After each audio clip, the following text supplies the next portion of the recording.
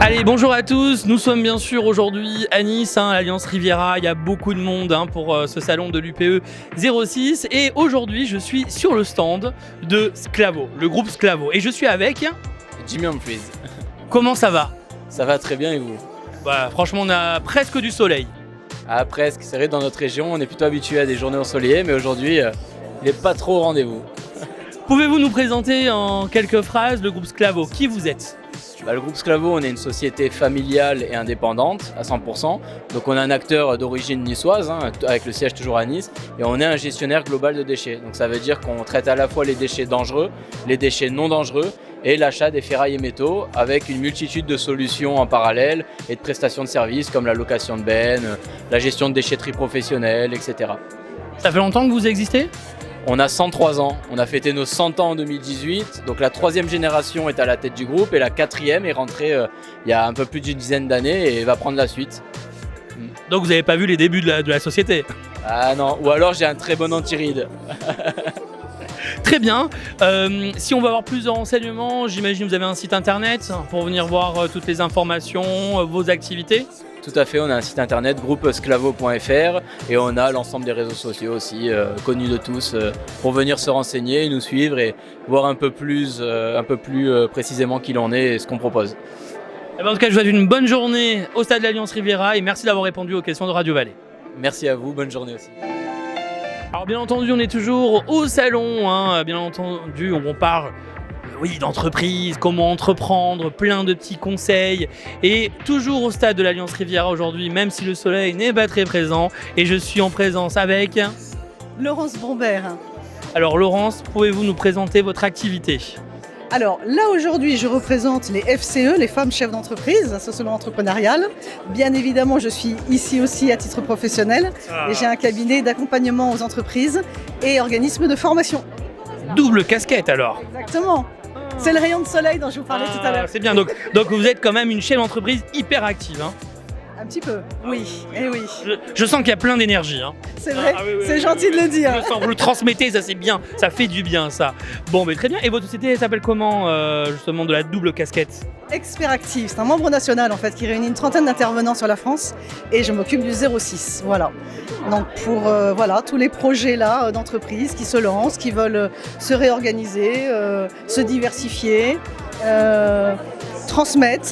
Voilà, dans chaque étape de la vie d'une entreprise, je peux intervenir là, répondre, apporter des solutions à des questions, des problématiques, des projets.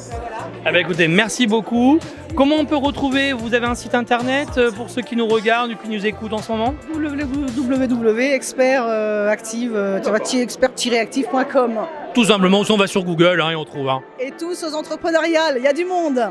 Merci beaucoup Laurence, à bientôt. À bientôt, merci. Et bien entendu, on est toujours sur Radio Vallée pour ce très beau reportage aujourd'hui à l'Alliance Riviera et on est aujourd'hui sur le stand Actual Nice. On va apprendre à mieux les connaître et donc je connais déjà son prénom, c'est un bon début. Elle s'appelle Frédéric. Bonjour Frédéric. Bonjour. Pouvez-vous nous présenter votre société Actual Nice? En quoi elle consiste? Alors Actual est une agence d'emploi, donc on propose aujourd'hui différentes solutions en ressources humaines. Intérim, placement, recrutement, portage salarial, et on accompagne les entreprises dans leurs projets de développement en ressources humaines. Ça fait longtemps que vous existez? Alors la société Actual, ça fait 30 ans qu'elle existe. Notre siège est en Mayenne, sur Laval. C'est une société qui a été montée par un entrepreneur, monsieur Gérard Tual. Aujourd'hui, c'est son fils qui a pris la relève. Et on se retrouve aujourd'hui avec une moyenne de 450 agents sur la France, sur le territoire français. Bravo, beau succès en tout cas. Tout à fait. Et justement, on a beaucoup de jeunes qui nous regardent et qui nous écoutent.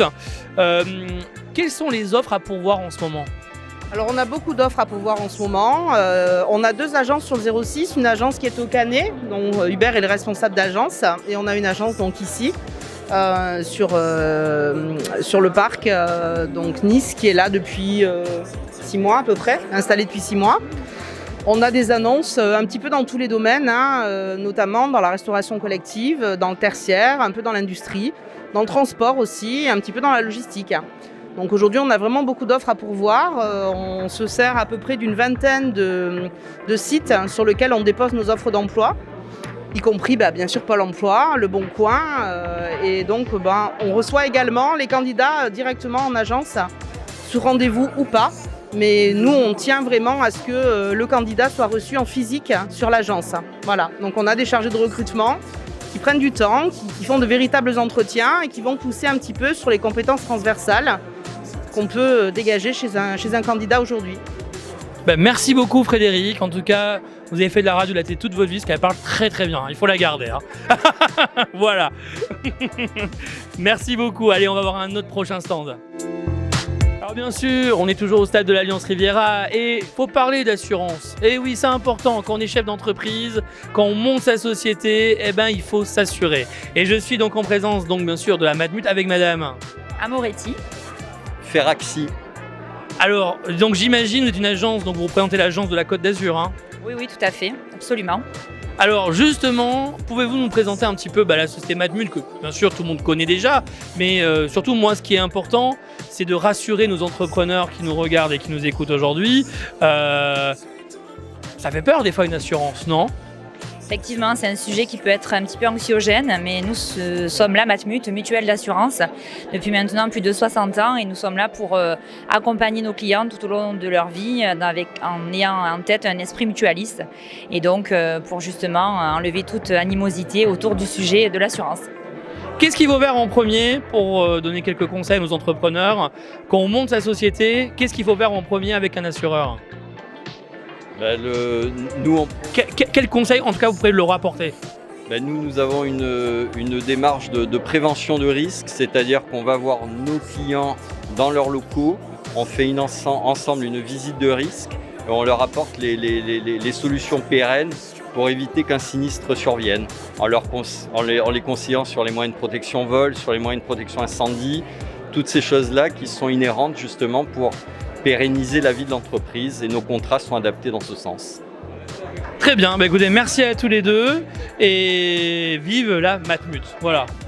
À l'assure. Non mais c'est une bonne assurance, c'est vrai. Je fais pas de la pub mais c'est une bonne assurance. Merci à vous deux en tout cas. Allez, nous sommes toujours aujourd'hui au stade de l'Alliance Riviera et je me suis dit mais qu'est-ce que c'est Fidal ? On va apprendre à mieux les connaître et donc je suis en compagnie aujourd'hui avec Magali Capéière, juriste à Fidal, en droit des sociétés. Adrien Palvado, juriste en droit fiscal chez Fidal. Nathalie Sorin, avocate en droit des sociétés au bureau Fidal. Alors pouvez-vous tous les trois me présenter qu'est-ce que c'est Fidal ? C'est la première fois que je vois Fidal, pour être très honnête avec vous. Donc qui vous êtes ? Expliquez-moi un petit peu. Nous sommes le premier cabinet d'affaires indépendant français, le plus grand cabinet. On est 1400 avocats, 90 bureaux en France, donc on est représentés sur tout le territoire. Nous sommes situés à Nice, à l'Arenas, 455 Promenade des Anglais. On a un plateau entier avec 15 avocats prêts à vous recevoir pour accompagner toutes les entreprises dans toute leur activité, puisqu'on est une équipe pluridisciplinaire, donc on accompagne aussi bien en droit des sociétés, en droit fiscal, droit social.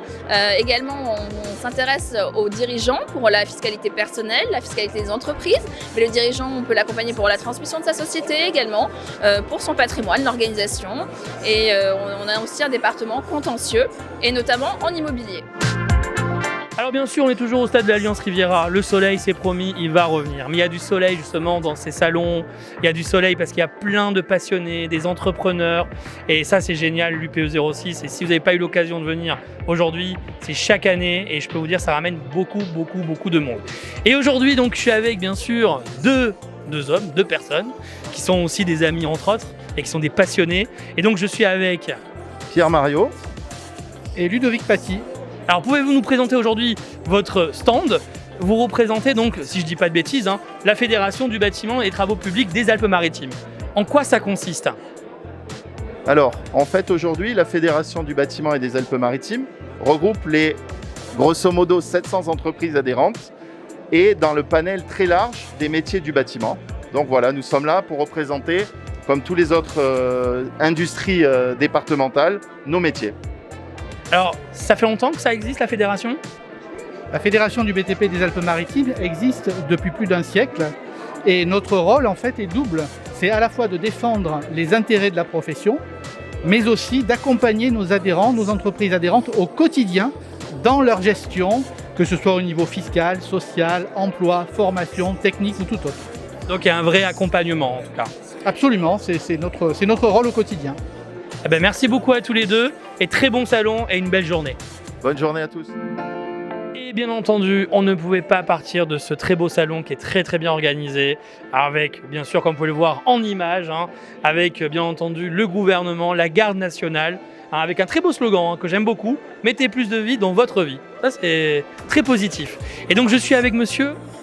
Oui, alors avec le commissaire Feugier, donc je représente la garde nationale et là vous le voyez sur mon petit insigne, je suis CRED. Alors vous allez me dire qu'est-ce que c'est CRED?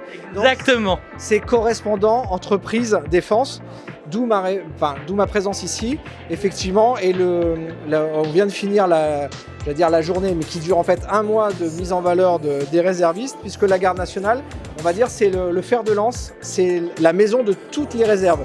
Donc il y a, les gens ne le savent pas assez, mais il y a 10 composantes. Alors je ne vais pas vous faire la liste, mais voilà, il y a les choses que vous connaissez déjà, bon, forcément l'armée de terre, l'armée de l'air, mais il y a également aussi donc, le service de santé que je représente, et il y a également le service d'infrastructure, et il y a également, donc, qui sont très en contact avec les entreprises présentes ici, la direction générale de l'armement. Donc vous avez ça a changé, avant ça s'appelait la direction des essences aussi, et donc maintenant ça s'appelle l'énergie opérationnelle. Et donc nous, on est chargé justement de proposer aux entreprises de faciliter justement le renfort de la garde nationale, puisque aujourd'hui sur le territoire national, chaque jour, vous avez plus de 6600 réservistes qui concourent à la sécurité des Français dans tous les domaines, donc aussi bien pour leur sécurité justement avec les centres de vaccination que vous avez pu voir, qui ont fait changer les choses et qui ont permis, grâce à l'intervention du service de santé, et puis bon, j'allais dire Nice, vous le savez très bien, quand il y a eu les attentats, vous avez vu qu'il y a un bateau justement qui était transformé en hôpital parce que le CHU de Nice était saturé, et donc on a pu faire, grâce. Donc on travaille aussi bien donc, avec les entreprises, la garde nationale, qu'avec les établissements d'enseignement supérieur. Donc on a plus de 20% de la garde nationale qui est composée d'étudiants, il faut le savoir. Voilà, donc pour eux c'est aussi une belle opportunité et c'est un complément sur leur CV. Puisqu'ils ont aussi des avantages pour les récompenser d'encouragement du gouvernement. Et dans le cadre de la garde nationale et de la loi, ils peuvent bénéficier, quand ils font donc 37 jours, c'est précis, dans l'année, s'ils peuvent donner 37 jours aux armées, quelle que soit la spécialité, ils peuvent bénéficier donc d'une prise en charge de leur permis de conduire à hauteur de 1 000 €, donc quasiment l'intégralité de leur permis de conduire. Ils ont une majoration, en fait, une indemnité qui est mensualisée, donc ils reçoivent une centaine d'euros tous les mois, donc ça fait quand même 1 200 € à l'année. Et quand vous êtes étudiant, 100 €, vous faites quand même beaucoup de choses. Ils ont donc des aménagements qu'on a signés justement avec les universités, les écoles, pour que justement des fois ils soient dispensés de stage puisqu'ils vont travailler au profit des armées, pour qu'ils aient une bonification au niveau de leur formation, au niveau des unités de formation. Et puis donc c'est aussi l'opportunité pour certains de commencer par la réserve et de s'engager, puisque l'armée, nous sommes le 5e recruteur en France cette année, enfin l'année prochaine, nous allons recruter 26 000 jeunes. Donc c'est une très belle opportunité aussi, donc ils peuvent le faire soit à temps partiel, et puis pour ceux qui le souhaitent, avoir l'opportunité par la suite donc d'en faire un métier, sachant que là aussi on ne le dit pas assez, on a plus de 400 métiers différents, c'est-à-dire qu'on peut tout faire. Il n'y a pas, là mon collègue qui est armé de l'air, il vous dirait il est pilote, mais pour faire voler un avion il faut 50 personnes en fait. Voilà, donc c'est pas que pilote, c'est pas que... Et donc là, effectivement, les missions, vous voyez, Vigipirate et Sentinelle sont armées avec une très grande partie des réservistes, plus spécifiquement de l'armée de terre, mais aussi de l'armée de l'air. Et vous avez les réservistes de gendarmerie, puisque la garde nationale, nous sommes donc pas seulement interarmés, on est aussi interministériel. Pourquoi interministériel? Tout simplement parce que d'un côté, il y a le ministère donc, des armées, mais de l'autre côté, il y a le ministère de l'Intérieur. Et donc, avec les forces de police et les forces de gendarmerie, voilà, aujourd'hui, la réserve de gendarmerie, c'est quasiment 48 000 hommes et femmes. Voilà, dernière chose sur la féminisation. L'armée française est la plus féminisée d'Europe et c'est plus de 20% de nos personnels qui sont des femmes aujourd'hui. Et ça se retrouve dans la garde nationale, on a exactement le même taux. C'est un taux qui ne cesse de progresser. Franchement, c'était très instructif. Merci beaucoup, monsieur le commissaire, d'avoir pris un peu de temps. On a beaucoup de jeunesse qui nous écoute et qui nous regarde en ce moment. Si, justement, comme le dit si bien monsieur le commissaire, c'est la jeunesse qui voudrait s'inscrire, comment ça se passe? Parce qu'en fait, effectivement, la garde nationale est liée suite aux événements. Comment ça se passe? Alors, le premier chose qu'ils font, donc si c'est des très jeunes, il faut déjà qu'ils se fassent recenser. C'est marqué dans le carnet de correspondance pour ceux qui sont en troisième, pour qu'ils aillent se faire recenser à la mairie. Le deuxième acte, en fait, c'est l'année de leurs 17 ans, ils sont généralement convoqués pour faire leur journée citoyenne, enfin défense et citoyenneté. Et à l'issue, déjà, ils peuvent donc choisir, et donc aujourd'hui avec tous les systèmes qu'il y a, de se renseigner, regarder les vidéos en ligne, et même pour certains, parce que cette nouvelle jeunesse, certains ne sont pas tous des grands sportifs, et donc on a mis même en ligne des programmes qui leur permettent déjà de se préparer pour intégrer de façon favorable.